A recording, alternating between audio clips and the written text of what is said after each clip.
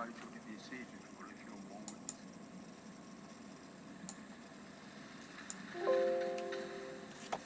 I welcome you all here today for this funeral mass for the late Danny Hannon.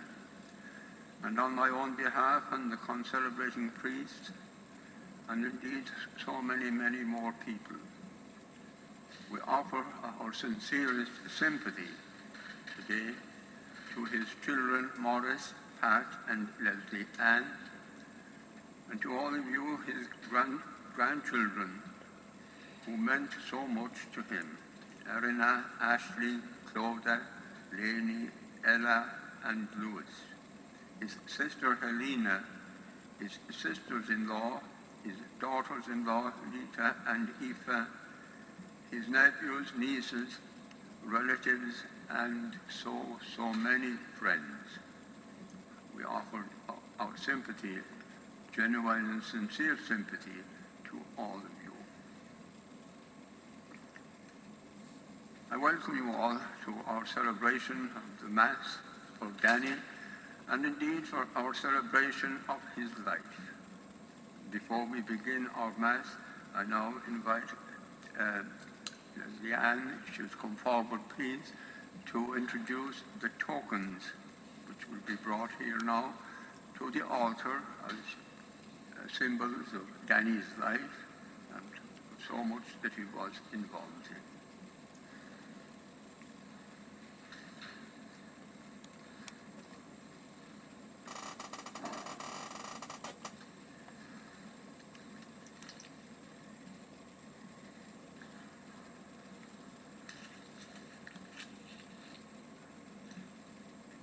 In remembering Dad, we bring and place before us a photo of of Mam that Ella will carry. We could be here all day trying to describe his love for our mother, his beautiful Eileen. She was his life, his everything.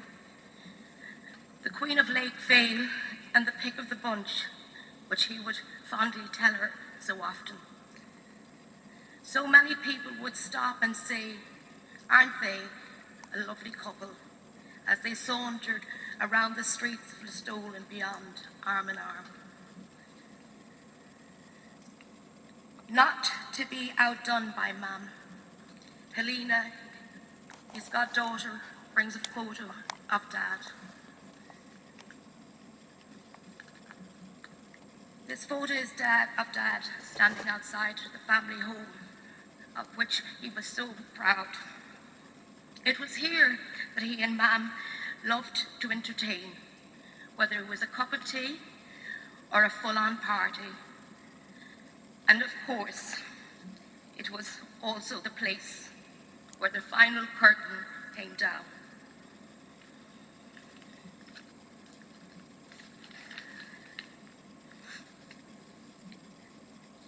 John B. after 10. Noreen O'Mahony brings forward the script. This play was one of the proudest achievements and tribute to his great friend and hero, John B. Keane.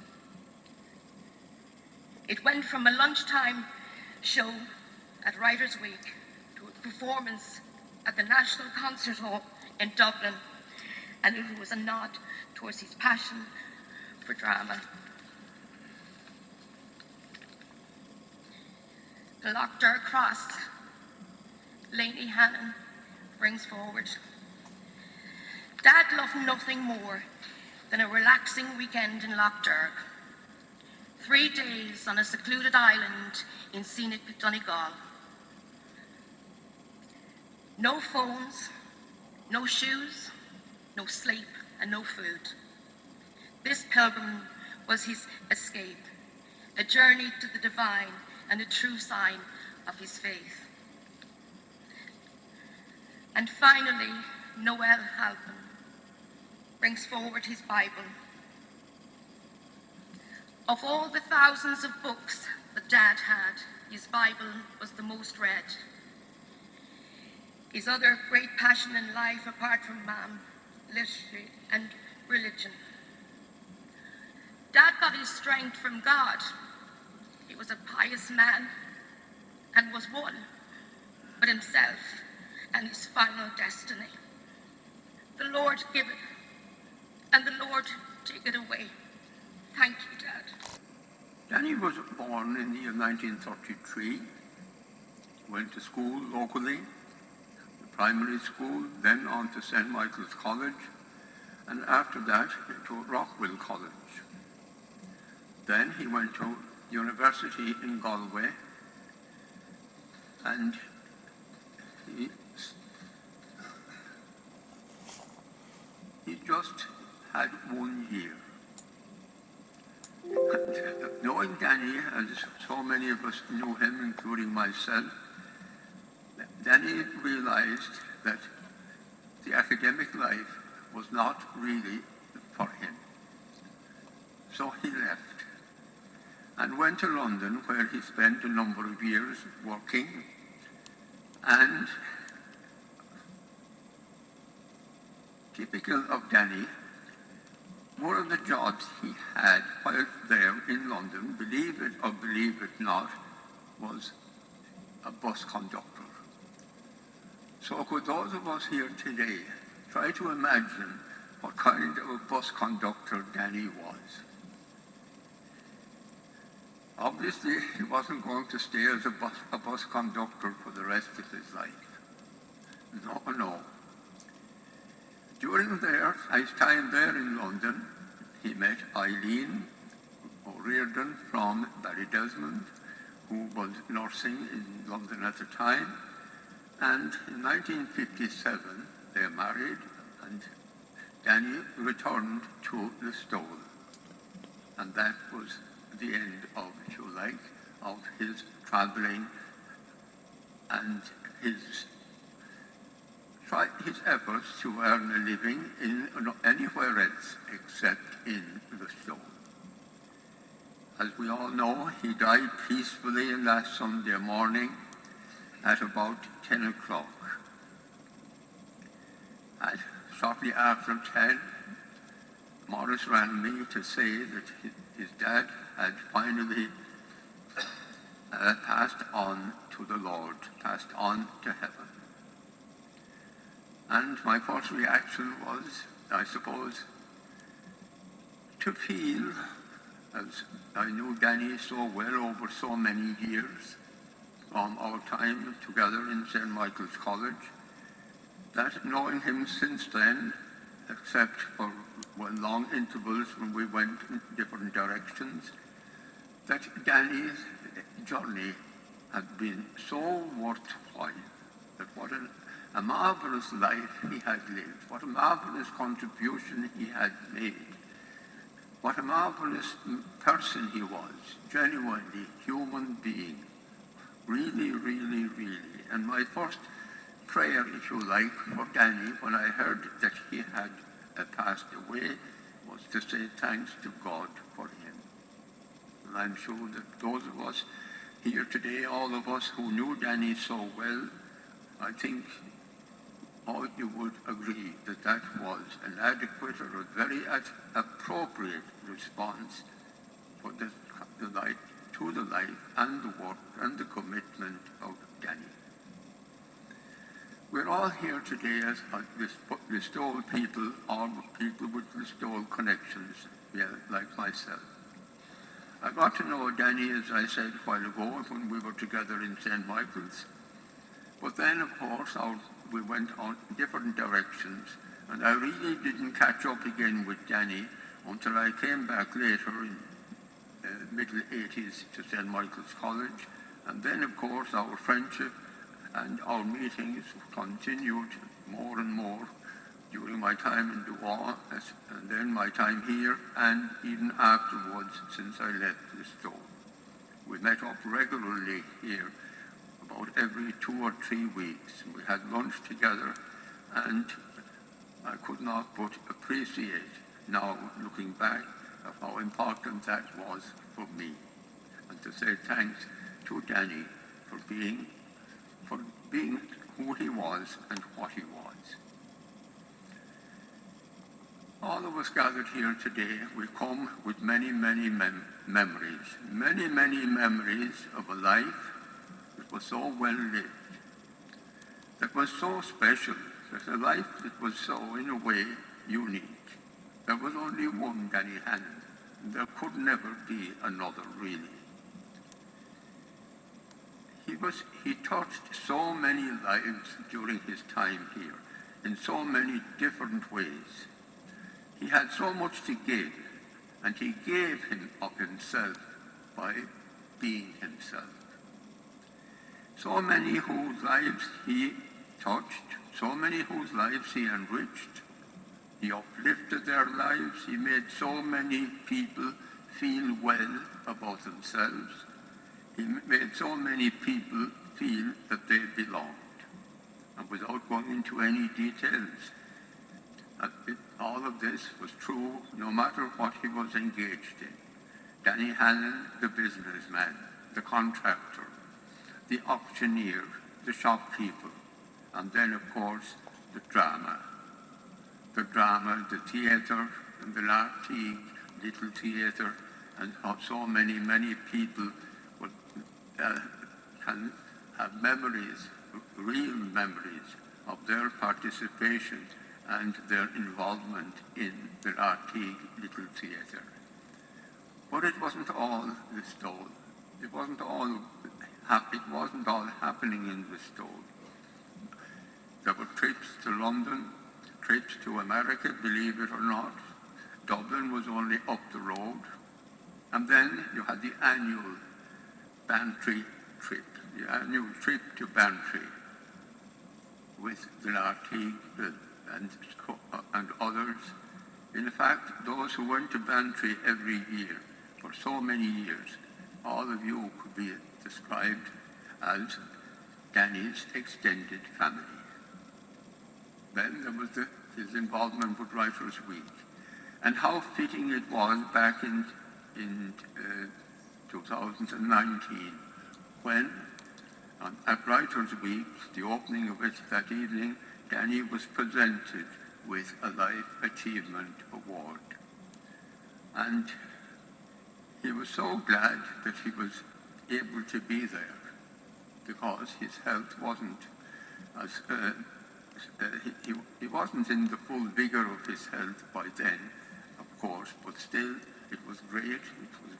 Thanks be to God, he was able to be there and to receive and acknowledge that award.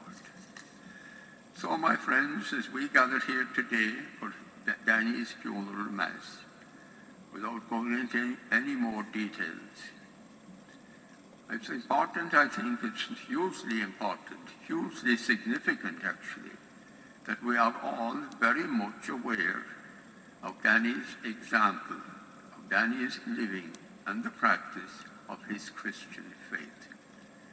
Those of us who knew him, and there are plenty of us around here today and have been for the last number of days, we're all aware and we're all reminded of how important coming into this church was for Danny. As often as he possibly could, day in, day out, for so many, many years. I think it would be no exaggeration to say that Danny's commitment to the faith, all of that and what it meant for him, defined him. It defined him.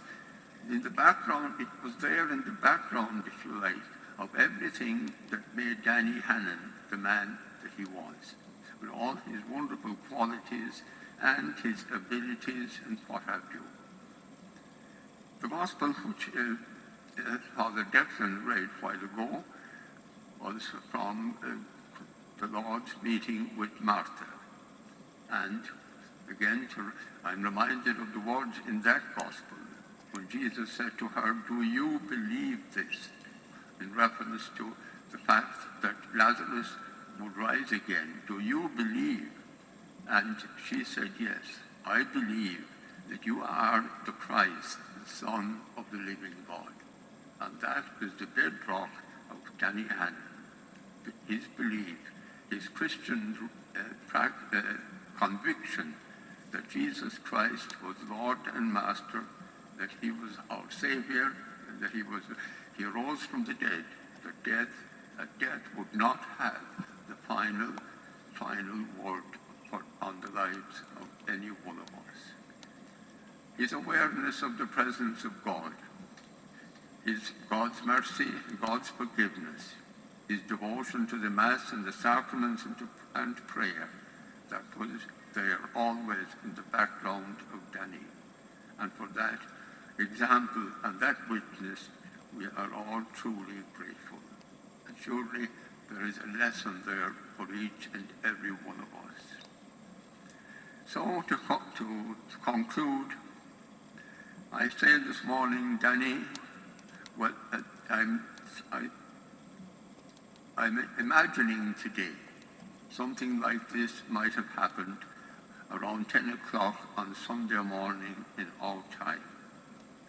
Danny arriving at the gate of heaven, and surely it wouldn't be out of place at all, knowing him, to imagine being met there by the Lord himself and saying some words like this: "Welcome, welcome, good and faithful servant. Enter now into the joy of your Lord, and share the joy with your beloved wife Eileen, who is waiting for you." Rest in peace, Danny. Yes, may you rest in peace. Thank you for the life and the example and the witness, and for the memories that you have left for each and every one of us who knew you to whatever capacity we did. Thank you. Rest in peace.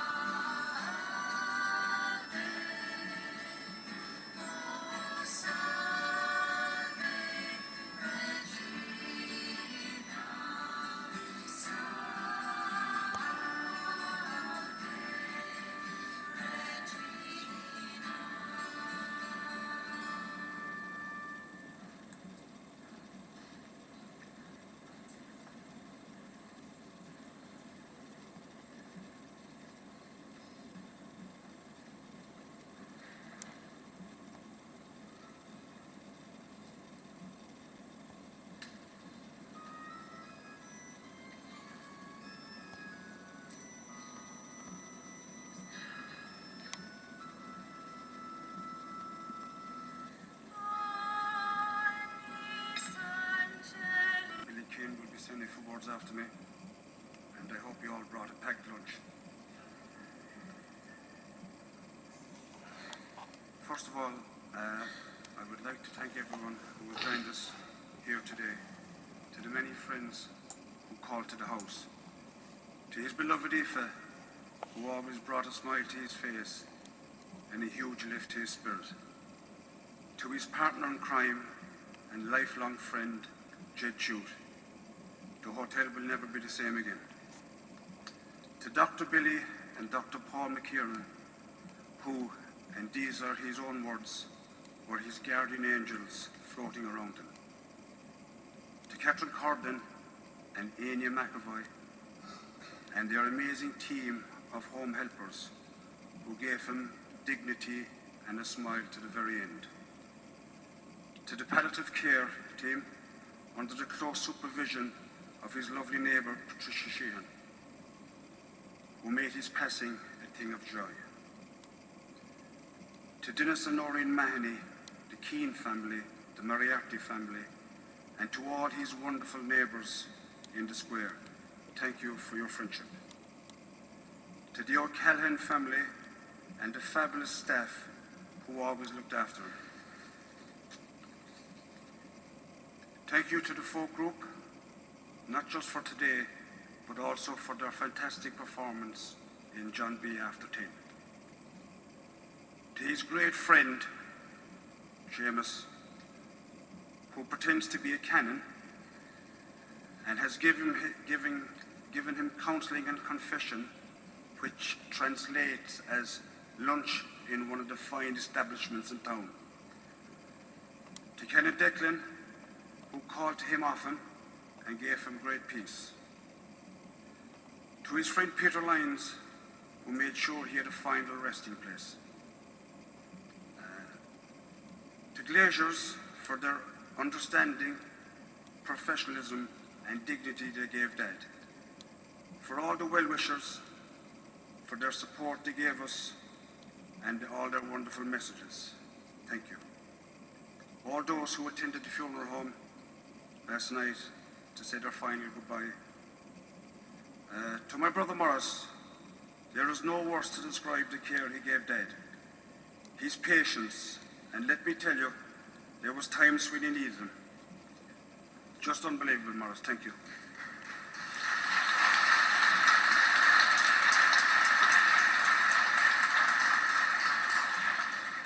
And finally, a very special thank you to the great man himself, who left an indelible mark on all our lives, who was a fabulous father, husband, a man who lived for his grandchildren, and the most loving, kind, and accepting gentleman you would ever meet. Thank you.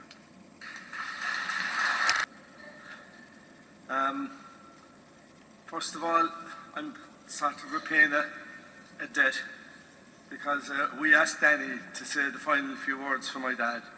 So I suppose Danny Hannon was the one who kept us all together. He keeps the whole town together. He was the father of our town.